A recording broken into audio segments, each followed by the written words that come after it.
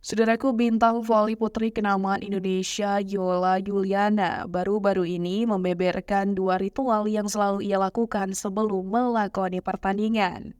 Diketahui Yola bisa dikatakan sebagai salah satu ikon volinya Indonesia.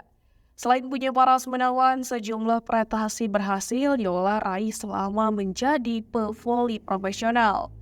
Tak hanya di level klub, Yola juga mencatatkan sederet prestasi bersama timnas voli putri Indonesia. Belum lama ini, Yola berhasil membawa Jakarta Electric PLN finish sebagai runner-up Pro Liga 2024. Lalu saat berseragam timnas voli putri Indonesia, Yola pernah meraih medali perunggu SEA Games 2013 dan 2015, serta medali perak SEA Games 2017. Keberhasilan Yola dalam meraih sejumlah prestasi tentu disebabkan oleh beberapa faktor. Salah satunya adalah kebiasaan yang selalu Yola lakukan sebelum tanding. Apa sajakah itu? Saat menjadi bintang tamu sebuah podcast di YouTube MLD Sport pada Senin 2 September 2024, Yola pun belak-belakan bahwa ia punya dua ritual sebelum tanding. Pertama, haram hukumnya bagi Yola untuk makan sebelum bertanding. Kedua, Yola harus mendengarkan lagu yang bisa membakar semangatnya.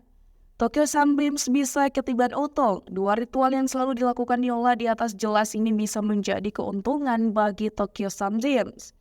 Mengingat Yola dipastikan berkarir di Liga Voli Jepang untuk musim 2024-2025 dengan membela Tokyo Sunbeams.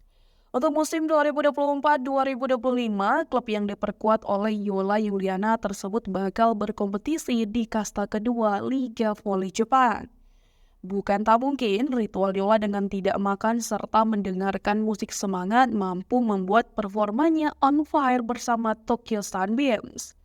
Sama seperti ketika Yola membela Jakarta Electric PLN di Proliga 2024. Ditambah lagi, Yola sudah lama memimpikan untuk berkarir di Liga Voli Jepang.